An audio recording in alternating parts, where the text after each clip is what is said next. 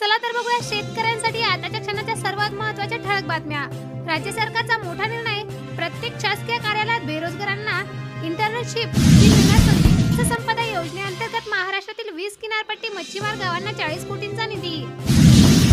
मनोज जरांगे पाटील यांच्या विरोधात अटक वॉरंट जारी। समृद्धी महामार्गातला कांदा बँक, समृद्धी महामार्गालगत सुमारे 10 ठिकाणी कांद्याची बँक करण्याचे वास्तविक त्यांच्या कामाला गती देण्याचे निर्देश मुख्यमंत्र्यांनी दिले।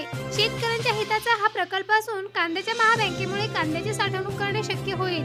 कांद्याला चांगला भाव मिळाल्यावर तो शेतकऱ्यांना विक्री करता येईल, त्यामुळे शेतकऱ्यांना मोठ्या प्रमाणाचा दिलासा मिळेल। तेलंगणामध्ये कर्जमाफीची कार्यवाही सुरू।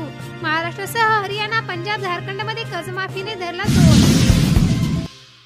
पैशांच्या देवाणघेवाणीशी संबंधित नियमांना भारतीय रिझर्व्ह बँकेने बदल केला असून त्यानुसार आता ज्यांना रोख रक्कम हस्तांतरित म्हणजेच कॅश पे आउट केली त्यांची माहिती बँकांना ठेवावी लागणार आहे। हा नवा नियम 1 नोव्हेंबर 2024 पासून लागू होणार आहे।